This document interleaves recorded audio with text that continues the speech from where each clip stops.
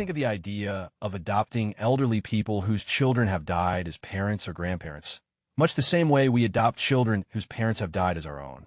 Story One, my town, actually has an Adopt a Grandparent program at some of the nursing homes. They made up profiles with their interests and what they like to talk about, so you could choose a grandparent you'd get along with well.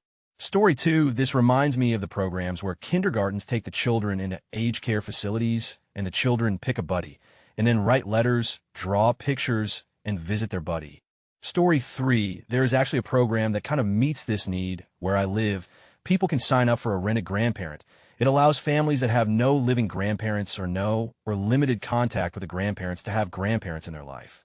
It helps elderly people who want social contact, and it helps families who want their children to experience grandparents. How you interact with the rented grandparents is up to you and your rented grandparent. So if you want to do a lot together, they match you with someone who wants to be very active. If you want someone more laid back, they match you with a laid back person at it. They are called rental or borrow grandparents. You don't actually pay to spend time with them. Should have probably clarified that. Edit, thanks for the award. If you like this, you might like the following information and article. People are starting to combine nursing homes and preschools because the children benefit from the elderly and the elderly benefit from the children. Edit, thanks for the second award. Hey Race, a slightly unrelated article about children supporting shelter animals by reading to them, and, in return, the shelter animals building up the children's confidence in their reading skill. Story 4 is not the same, but I had adopted grandparents growing up. Basically, when my mom's father died young, her best friend's father stepped in and volunteered to be her surrogate dad. He was my grandpa, his wife was my granny, his daughter, my mom's best friend, is my aunt, and her kids are my cousins. As far as I'm concerned, they're all family. Story 5, a similar concept, is having orphanages for children with elderly living with them. Those who don't have a family or have been put up in some kind of assisted living, the kids grow up with grandparents who tell them stories and teach them how to be better people. The elderly get genuine love and affection. There are some centers like this in India, and overall the benefits are pretty good. The elderly are more healthy and are happier. The young ones are better behaved and do well in school. Story 6, I have friends whose kids don't really talk to them. I'm not sure why, because they're really lovely, amazing people. One year I found out the guy's kids wouldn't even take his call on Father's Day. So I told him he's now a part of our family, and they're both now extra grandparents. Since my kids' own grandparents were distant, it worked out really well. I love our extra family members. Edit, my friends aren't as dark as y'all think. One may not have been the greatest mom. She had her son at 16 and tried hard, but she was still a kid herself. They still talk.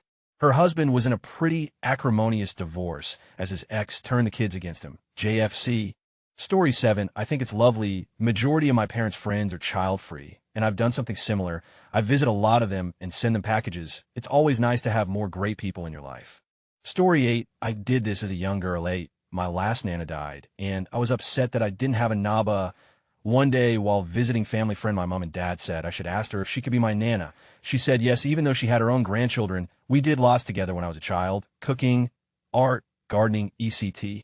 I think she even taught me a little piano. Then I became a stupid teenager and went through a stupid emo stage and didn't see her as often. She sadly passed away when I was 16. At her funeral, I found out she often talked about me to her own children and actually viewed me as a grandchild. She was amazing, and I am very grateful for her. She was always super nice and kind. I miss her dearly. Teenage, please make time for your grandparents. Story 9, my Japanese grandfather was adopted by a childless elderly couple at the age of 27. This was a way to continue their family line and pass down the family business. I visited his mother, but not his birth age, 27. Mother as a child, he took care of his parents in their old age, and the business is now 120 years old. Apparently, this was a fairly common practice. My mom did not understand why I thought this was unusual at all. I should also mention that he changed his name and lived as their son until he died. Story 10, nothing wrong with helping or contributing to their well-being, but I doubt anyone would take on the legal responsibilities, such as medical costs, housing costs, etc. Story 11, we had elderly neighbors whose son didn't really care for, so my mother did. We called them Grandma and Grandpa, and I hope we made their last years a bit better. Story 12, all my grandparents are dead, so I'll adopt 2 sets of grandmas and grandpas. They don't have to be married. You could just argue a whole lot. Offer me whiskey and bake me pies, and perhaps give me $5 on my birthday. PM me while you are APPLICIONS for review. Edit, and don't get mad at me for putting foil pinwheels in your microwave, because I like watching the pretty sparks. Story 13, I know a lot of people have already done this, us included. It's usually elderly neighbors, though. For us, when we moved to our new home, we moved 300 miles away for both of our parents, so our children really felt the loss of their grandparents. At the time, they were only 2 and 9 and talked to anyone. It only took a few days for us to start chatting over the fence, and only a few weeks before our children had a new grandmother, she'd have Sunday lunch with us, and we'd pop into each other's houses for a cuppa. She was like a mother to me and hubby. She had children of her own, but they lived abroad, so she only saw them a couple of times a year. When she had to move into a care home, we'd visit her, and it was as upsetting when she died as if she had been my mother. She taught the children a lot, and I've never regretted it. Story 14. I'd rather not invite a lifetime's worth of emotional baggage into my home. Unless this person was exceedingly pleasant. Mostly I think it would just feel weird for everyone involved. Story 15. I actually adopted a dad, and it was the best thing for both of us. He's actually coming to bring me to the doctors today and to hang out. It is great for those who are in need of supportive family. Love makes a family, not blood. Story 16. It would for the people with Alzheimer's. Then again, they might not remember they weren't adopted. Before anyone gets mad, my grandpa went out that way, and it wasn't pretty. For those dealing with this, you have my sympathies. Story 17. I have an adopted grandma. Her words, she plays bingo at the club where I used to work and de-iced. I was family and started calling herself my adopted grandmother, and I love her pieces. Story 18. In some cases, it is this. I knew a couple who had a child who was born very unhealthy. The boy didn't live past 5 years, and any time after that they had stillbirths. They adopted a little boy with autism and was about 11, and it's like he adopted them as his parents just as much as they adopted him as their kid. And his grandparents still spoil him. He loves his grandparents back. Story 19. My next-door neighbor is 90, very active for 90. Would have never guessed she was 90. She lives alone. We actually bought our house from her niece and nephew. As they were moving closer to their grandchildren, she never had children. My children 5 and 2 call her Granny, and she loves it. Tells us all the time how much we have blessed her by being her neighbor, and she got so much joy playing with our children. My girls love her so much. I think it's a great idea. Story 20. A while ago, there was a news story in my country where they had foster teens, older ones living with elderly people. Part of it was that they would help with chores and stuff, and the elderly people would have someone to spend time with. Everyone seemed really happy, the old folks and the teens. The teens enjoyed feeling needed and having responsibility, but not having such high expectations. The old people were just really kind and loving. That honestly seems like a great idea. Story 21. I never thought about that before.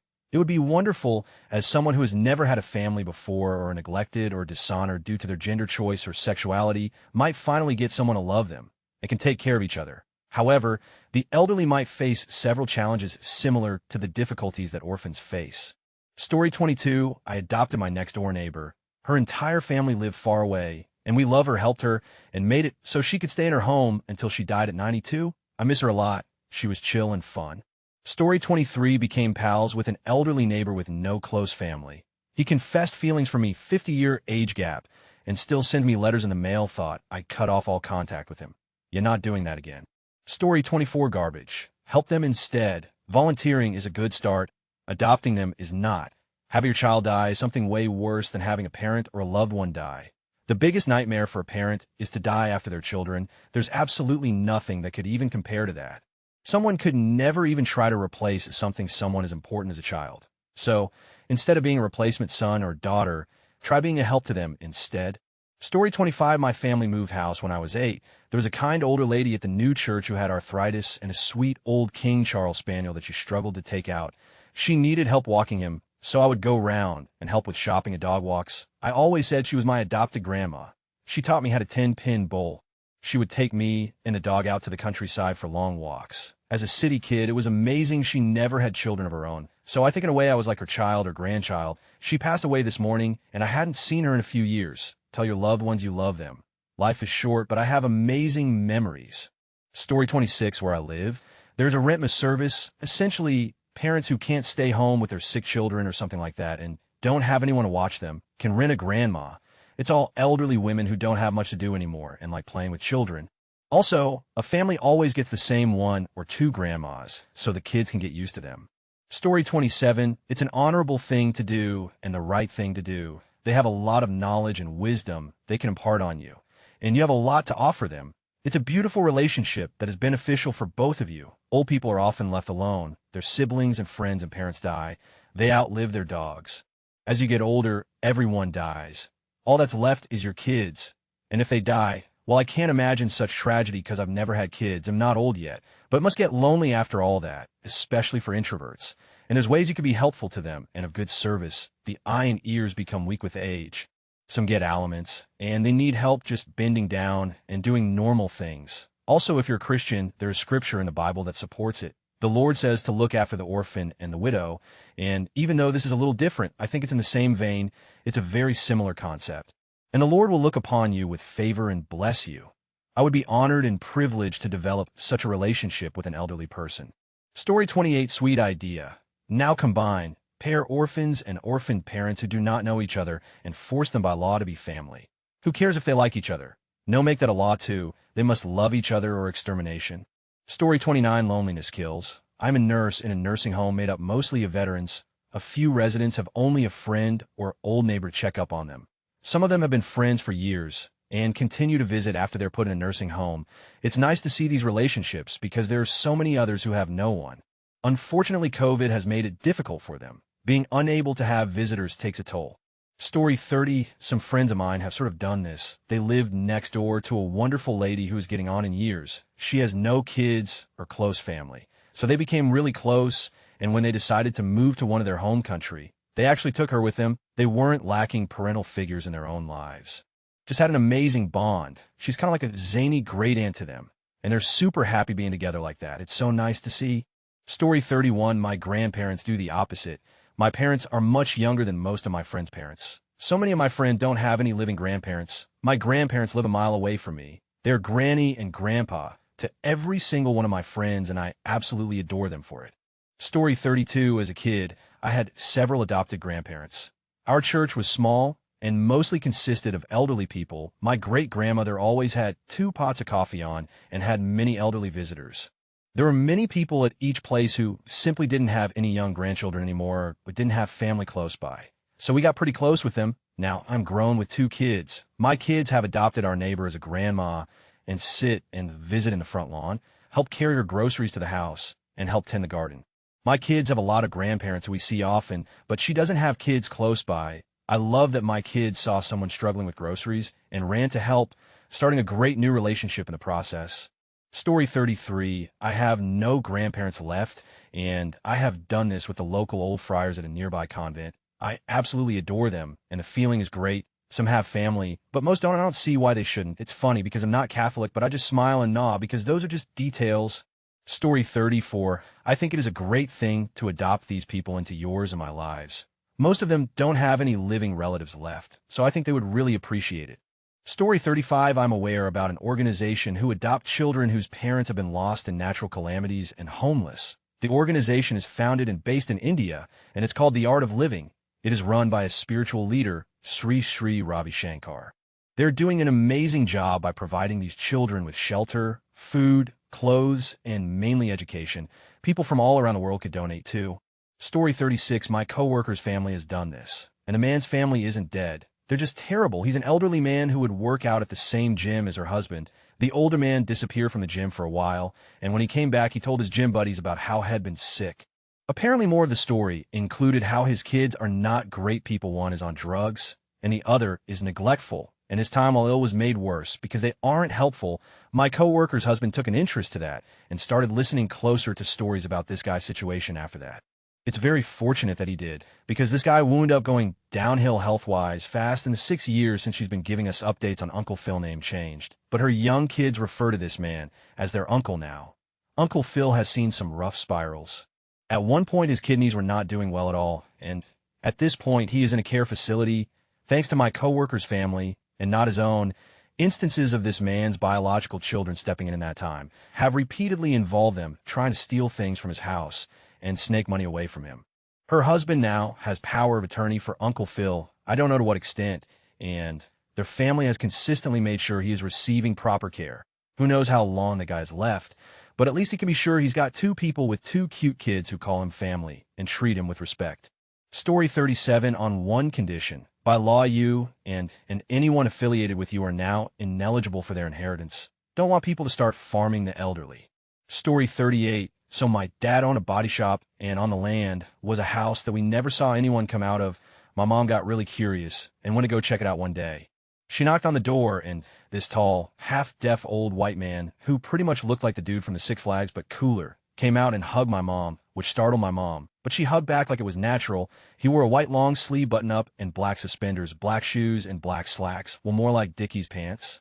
He had black glasses, and they were held together by that glasses holder string some old people and really cool young people wear. He was bald with big ears, and his name was Elmore, and he had been alone for a while. So my mom started bringing him food, which he loved, and then started inviting him to our themed dinners.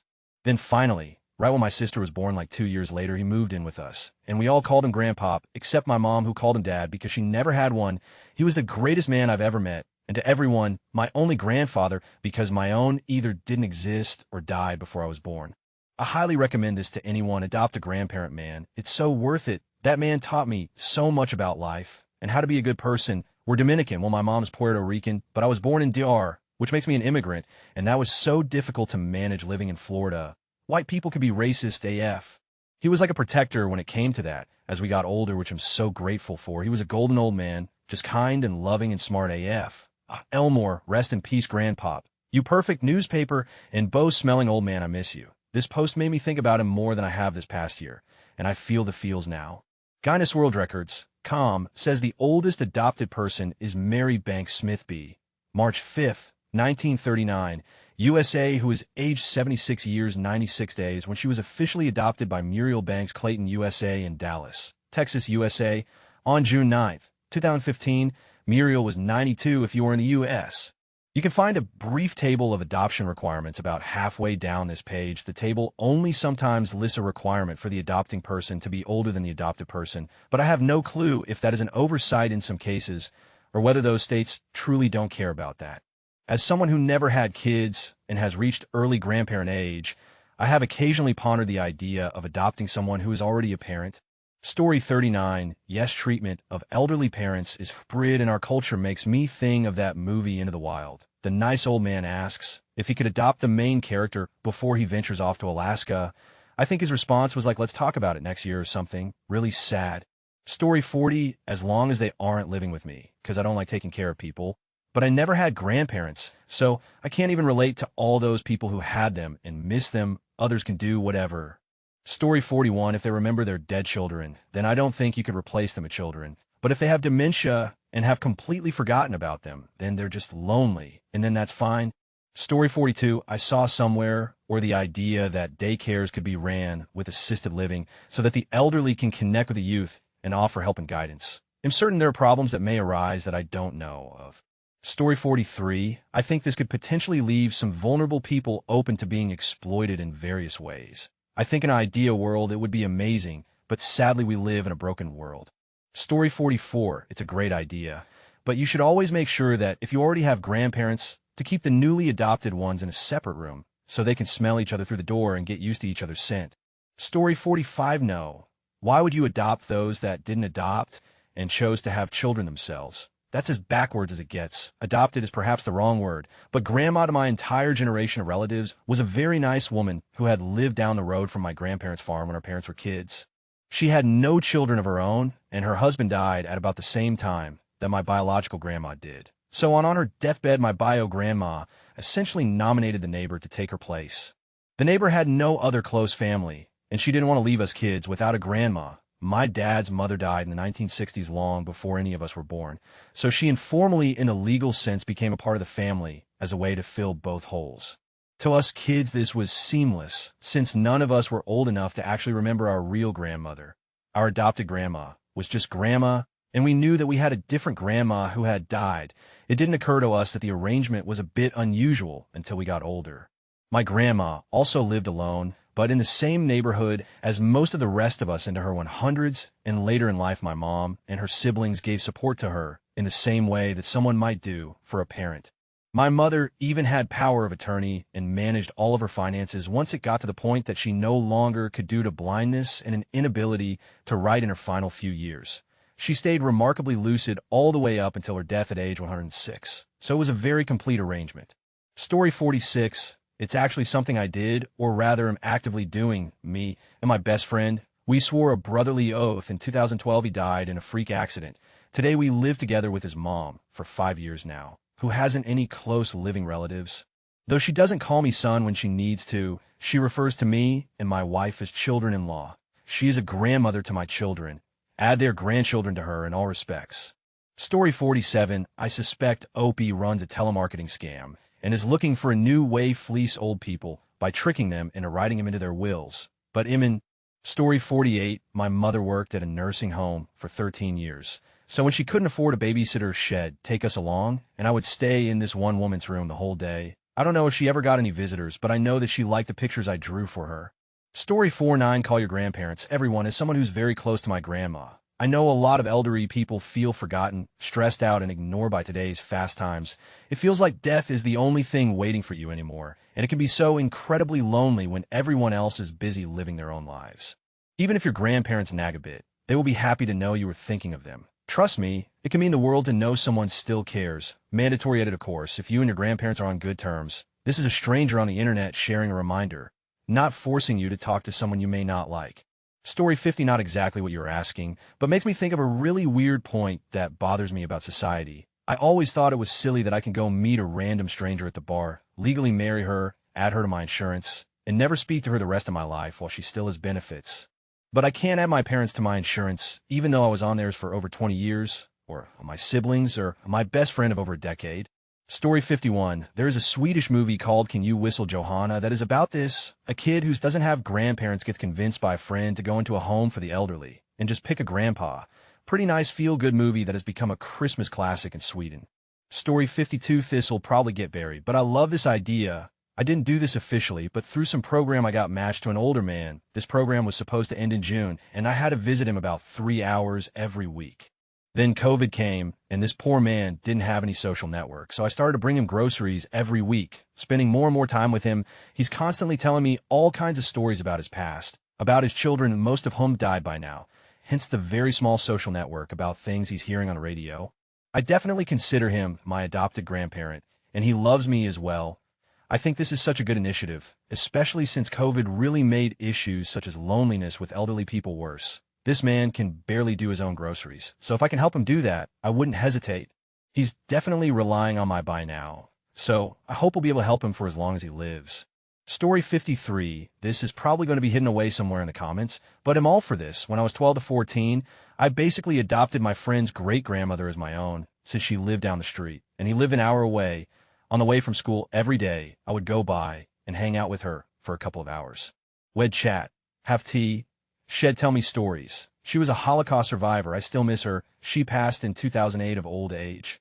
Story 54. When I read adopt, I think bringing them into your home to live, not just visiting in a care facility periodically. I think that most people would envision sweet old grandmas and grandpas knitting, baking, sharing their life stories, and generally being pleasant to be around.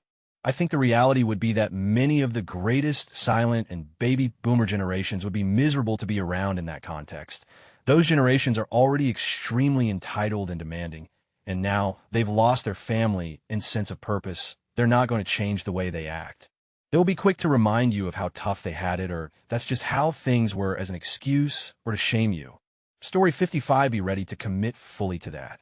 I worked in retirement homes for many years. There was one man, Pete, who lived there with his 19-year-old cat, Boots. I didn't believe the cat was that old till he pulled out a dated Polaroid of a kitten with the exact same markings. Pete has been married and widowed twice. No kids.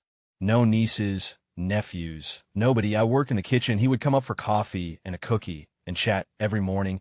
Sometimes he'd be sitting in the dining room in the dark waiting for me to come in and open so he could say hello. His caregiver was a short-tempered woman who came by a couple of times a week.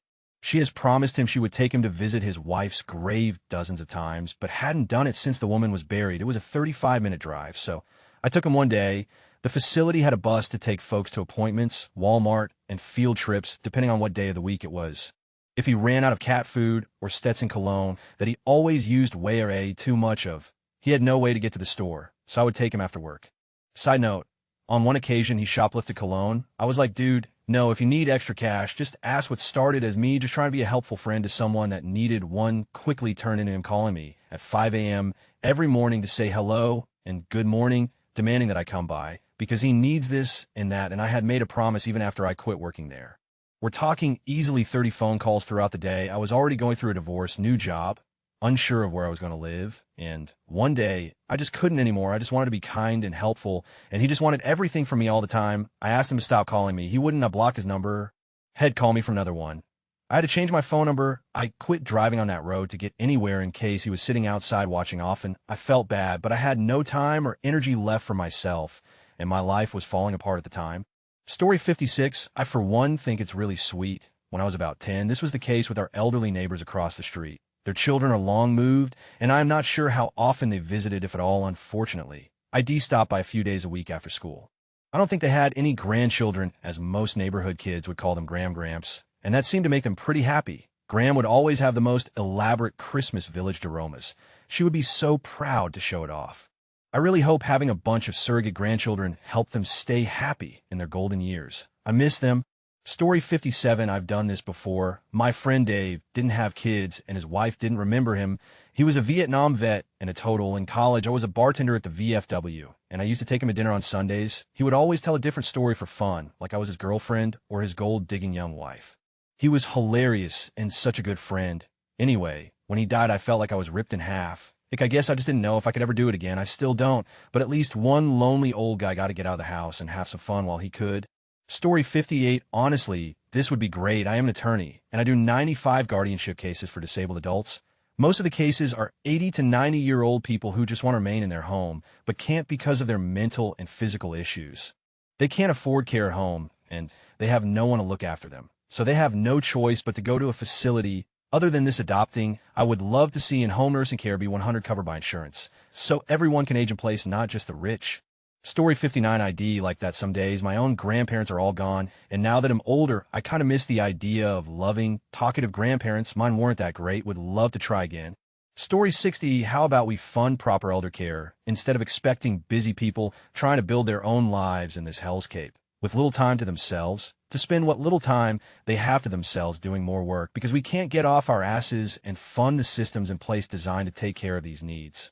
The state of elder care in this country is awful, and we allow it, because we don't demand better under threat of physical, mental, and career harm from our politicians. Shit's gotten this bad because they're not worried about getting dragged out of their ivory tower like a failed third-world dictator. Story 61, I think it's a horrible idea. Hey race, why there's a good reason those people have been abandoned by their children and family. A minority might just be people that were dealt a crappy hand. The majority are people who were seriously abusive to their kids, like rape, beatings, abandonment, neglect, shouting, gaslighting, etc.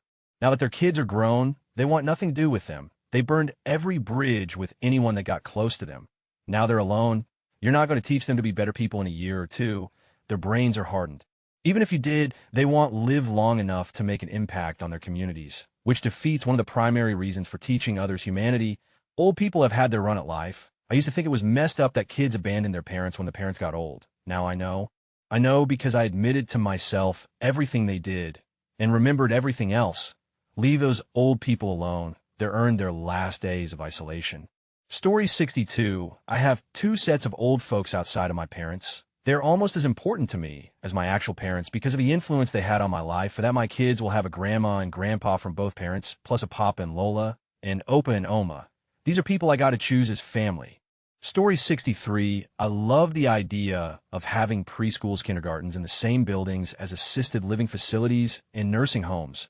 Most elders will know how to care for the kids supervised, of course, and the younger kids don't mind that their playmates are a bit older, teaches them respect for elders as well as social skills. Story 64, I have a regular here at my job. I manage a high-end cigar shop who never had kids. He is a Vietnam Navy vet and he used to spend hours in here talking to me, until I started inviting him to dinner at my house and whatnot. He's become like a dad to me since I lost mine 8 years ago. He told me last week in the best order he could have ever found, and I started crying. So I wholly recommend adopting someone as a parent or grandparent. Story 65, there were already a project to combine in nursing homes for elders with orphanage, and the results were great. Kids were happy to have grands. Elders' health improve a lot. Win-win. Story 66, growing up, elementary, middle school age. Almost every homeowner on my city block was elderly. They all knew my dad. I couldn't do anything without him finding out. The nice thing was because they were always watching, I had a lot more freedom at a young age. I had an entire block of babysitters. I have some great memories and recipes from them too. Story 67, adoption implies all Judy's natural family would have. Would you change their diapers, take care of them when they go senile or stroke render quadriplegic, or just discard them when they're no longer cute? Story 68. I watched my grandparents on their deathbed. It is horrible. I don't think I'll ever get used to that kind of thing, to know if I can put myself through it more than I have to. Story 69. Given COVID scenario, has anyone seen an app set up for talking with older disabled people? Something like the Be My Eyes app for visually impaired people, but a platform where if someone is feeling lonely, they can ask for a friendly face for a chat video chat. Someone must have done something like this by now.